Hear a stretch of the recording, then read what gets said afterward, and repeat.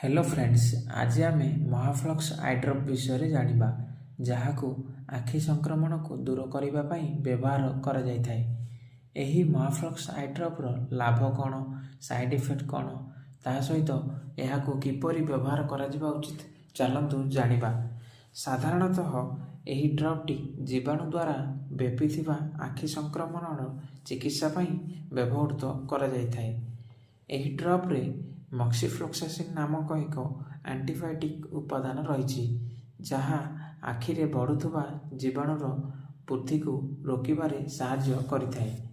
एही ड्रप आखि संक्रमण जोगु हेउथुवा आखिर जंत्रणा, आखि रंग पड़ीजिबा, आखि कुंडाई हेबा, ताहा सहित आखिरु पानी बोइबा भली आखिर अन्यान्य समस्या को मध्य दूर करिबा पई एहाकू व्यवहार करा जायथाए।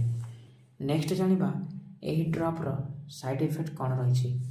एही ड्रपटी व्यवहार करिबा परे किछि किछि लोकंकु साइड इफेक्ट देखा जाए, जेपर कि आखि लाल हेबा, आखि कुंडाई हेबा भली समस्या होइथाए। जदि अन्य किछि समस्या अधिक होइथाए तेबे आपण तुरंत डाक्तरଙ୍କ सहित परामर्श नियंतु।